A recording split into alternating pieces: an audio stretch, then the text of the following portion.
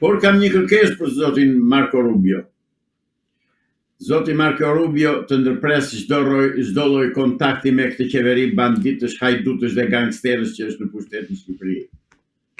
Të ndërpres çdo lloj kontakti dhe të urdhërojnë FBI-n, BKH-n, SPAK-un të fillojnë të arrestojnë të gjithë të korruptuarit këtu. Se korrupsioni këtu nuk ikën me një mesazh të Marco Rubios. Këtu korrupsioni ka rënë që në 41-shin që u krijua ky kancer në shtetin shqiptar, te populli shqiptar, dhe sot e kësaj dite vazhdon dhe i lëshon metastazat në mënyrë galopante. Zoti Marco Rubio duhet të kërkojë një herë të parë ndalimin e vjedhjes së pronave të shqiptarëve, të kërkojë ndalimin e përzënies së shqiptarëve nga Shqipëria, të kërkojë shumë gjëra që është i detyruar të na ndihmojë dhe ta qërojmë këtë tmerr që ka zënë Shqipërinë. Nuk them se nuk është problemi ajo çështje drogës, po ata e din drogën, e din që Shqipëria ka mbjell hashash dhe mbjell hashash vit për vit. Nuk e dinë, nuk e kanë njerëzit e tyre, i kanë, të tëra i din. Ç'kan bërë deri më sot? Prandaj zoti Rubio, edhe Departamenti i Shtetit, Shtetet e Bashkuara të Amerikës, të më dëgjoj këto që i them unë, se këto i thot një jurist, i thot njeri që është i pastër në Republikën e Shqipërisë, është i pastër nga ana morale sa askush tjetër në politikën shqiptare, dhe të na dalë Zot, nëse na del Zot. Nëse s'na del Zot, atëre të vazhdoj të maj mirë marrëdhëniet me Edi Ramën, të gjej dhe në një Megonigal tjetër Edi Rama ta rekrutoj, siç rekrutoi Megonigalin, dhe jemi në rregull, s'kemi ndonjë gjë. Kështu bën punët. Po ju si mendoni se mund të veprojë Shtetet e Bashkuara të Amerikës kundrejt Edi Ramës, duke qenë se ai ka dhe një dosje të hapur në Shtetet e Bashkuara siç është ajo e Charles Megonigal? E para një shpallje non grata. E para, që si pengon asgjë ta bëj, duke pasur prova dhe fakte me mira. Dhe unë nuk e kuptoj pse i vinë, pse e mbështesin, ose si thua, pse nuk ndihen me këto që po bën Edi Rama në Shqipëri, pse nuk ndihen ata. Këtë s'po kuptoj. Edi Rama, zotëri, Edi Rama ka shkatëruar shtetin shqiptar. Edi Rama e ka bërë Shqipërinë koloni ruse. Edi Rama e ka bërë Shqipërinë koloni ruse. Këtu komandojnë agentët rus, agentët serb, agentët grek, lloj agentësh gëlojnë këtu në Shqipëri. Dhe Shqipëria është në ditë të hallit. Nuk ka qenë ndonjëherë më keq se kaq. Nuk kishte ndodhur ndonjëherë që të iknin brenda 10 vjetësh 1,5 milion shqiptar nga Shqipëria.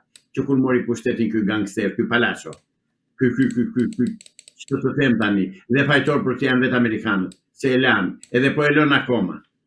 Po ndoshta Amerika ka menduar një moment tjetër, ashtu siç veproi me Sali Berishën, duke e shpallur non grata. Çai bëri Sali Berishës asgjë. Gjëm në këmbë si ka hyrë atij spionit të Moskës edhe të Beogradit, edhe të sigurimit të shtetit. Si ka hyrë gjëm në këmbë, çka ka ai? Për bukurisht. Edhe edhe me këtë ashtu do bëjnë këta, dhe të bëjnë ashtu, të shpallin non grata edhe mirë bëjnë që vjedhin këtu. Këtu mungojnë, janë vjedhur mbi 15 miliard euro zotëri nga ky pushtet. Nga ky pushtet janë vjedhur mbi 15 miliard euro. Amerika këto i di. Amerika nuk e di që po ndërtojnë 10 gratacele në Tiranë, ku i gjin parat? Çfarë këto para që ndërtojnë kështu? Origjinën, follow the man. Ndiq paran. Pse se bëjnë këtë? Prandaj zoti Rubio ti lër ato mesazhet kështu, pa nuk prishet puna po i meti qefi, se unë jam shqiptar, jam shtetas amerikan, ti lër ato dhe të flas ashtu siç duhet fol. Mua më ndjek ambasadën amerikane në këto që them tani, emisionin tuaj e ndjek, unë e di jam i sigurt që e ndjek, dhe duhet të dal zot atyre që na kanë premtuar deri tani për mbrojtjen e demokracisë, për mbrojtjen e lirisë, për mbrojtjen e drejtave të njeriu, për mbrojtjen e Shqipërisë nga këta gangster neokomunistë që kanë marrë pushtetin në Shqipëri. Zoti Islami, çfarë po ndodh me rastin e Belinda Ballukut, ku duket se ka rënë tashmë në heshtje dhe topi ka kaluar gjykatës kushtetuese? Edi Rama në këtë rast është duke mbrojtur atë dhe veten që po vepron në këtë mënyrë apo fshihet diçka tjetër në këtë rast? Këtë dëshiroj ta dëgjojnë ata zotërinjtë e BKI-s, të SPAK-ut dhe ambasada amerikane dhe Marco Rubio. Ta dëgjoj dhe ai. Ç'pun ka hajdutlloku me gjykatën kushtetuese. Me këtë tallën këta. Po pra çfarë punë ka? S'ka si punë tallet me shqiptarë, tallet dhe me amerikanët. Dhe i lumë që i shkon gomarinur. Të mbetemi te rasti Belinda Ballukut. Ju si e shikoni në këtë rast, Edi Rama po mbron veten e tij duke mbrojtur Ballukun apo po luhet diçka tjetër në këtë mes? Po s'bëhet fjalë para që mbron veten. Kjo situasë në këtë dinë e kalamajt e rrugëve. Si ore pushohet nga puna, jo pezullohet nga puna me vendim të gjykatës speciale kundër krimit dhe korrupsionit dhe është akoma në qeveri, është akoma zëvendës kryeministri. Jo më zotëri, jo, është band hajdutësh që vjedh dhe janë bashkë dhe ajo i di të gjitha pislliqet e Edi Ramës, prandaj nuk ndihet, nuk luan miza, nuk luan. Çfarë di në këtë rast sipas jush? Si kam unë dokumentat, i ka SPAK-u dokumentat. Dhe çfarë di ajo i di SPAK-u. Çfarë di ajo i din ministria që ka drejtuar ajo deri dje, janë të tëra të ditura të njohura. Unë nuk kam bërë hetim që të t'ja përgjigje se çfarë di ajo. Nuk e di. Po ta marrun pyetje di se si them dhe si kërkoj. Por këtu gjërat janë të tilla që komunistët nuk e lëshojnë njëri tjetrin, nuk njihet sistemi i dorëheqjes në Shqipëri, nuk njihet kultura e dorëheqjes në Shqipëri, nuk njihet kultura demokratike. Në Shqipëri jetojmë në diktaturën e Enver Hoxhës të ripërsëritur me fjalën rilindje, dhe rilindja është rilindja e Partisë Punës. Rilindja e Partisë Komuniste të Shqipërisë e vitit 41, 45, 90, 2025 e drejtuar e krijuar nga sërbët Dušan Mungosha dhe Miladin Popovici dhe vazhdon dhe sot e kësaj dite. Kaq. Zoti Islami, pse SPAK-u nuk vepron kundrejt Edi Ramës duke qenë se ai ka firmën atje si kryeministër në rastin e mbledhjes së Këshillit Kombëtar të Territorit, teksa udhëzon ministren e infrastrukturës Belinda Balluku për tunelin në Llogaras? Zoti gazetar, SPAK-u është në komandën e Edi Ramës, kjo është vërtetuar katërcifrisht. Kaq. Po si është në komandën e Edi Ramës? Se njëherë thoni e kanë amerikanët, njëherë e ka Edi Rama. Kush e ka tanën? Nuk e them unë. Është thënë dhe na është thënë që SPAK-un e kanë krijuar amerikanët. Derisa e kanë krijuar amerikanët, i dalën zot. Një bëjnë dy. O e kanë krijuar amerikanët dhe duhet të shërbejë ligjit dhe demokracisë së Shqipëri, ose janë tallur me ne dhe amerikanët dhe komunistët e Shqipërisë. Ka që thjesht është.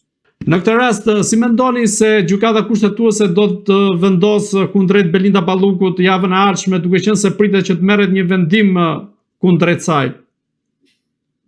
Unë mendoj që gjykata kushtetuese duhet ta kthejë mbrapsht. Mos e shqyrtoj fare, se nuk ka të bëjë me shkelje ligjshmërie. Ka të bëjë thjesht me hajdutllok, me vjedhje. Nëse gjykata kushtetuese merret për të mbrojtur hajdutët e Shqipërisë, që dhe ajo është pjesa e nomenklature politike, nuk më çudit, mund ta bëj. Zoti Islami, si e shikoni vitin e ri 2026 në raport me Edi Ramën dhe a do të vijojë ai të qeverisë deri në vitin 2029? Nëse nuk ndryhojnë amerikanët dhe nëse SPAK-u nuk bën detyrën, ai do vej jo në 2029, por do vej në 2329.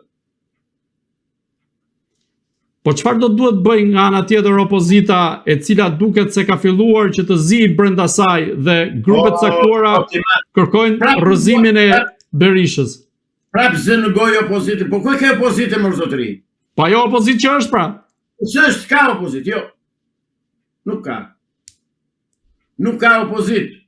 Është Partia e Punës të pushtet me dy bandit aty, me dy hajdut, Salihun edhe Edi. Po lëvizjet e fundit, si i keni parë kundrejt Berishës, ku po përpiqet që të rrëzohet Berisha nga drejtimi i Partisë Demokratike? Nuk e dim çfarë zien atje brenda. Po duhet i keni lexuar lajmet e sfundmi, ku ka pasur një takim të grupeve të caktuara. Po nuk i lexoj sepse po si pas vetë gjërat, po si dëgjova vetë, lajmet janë lajme. Secili shkruan çfarë do qepi.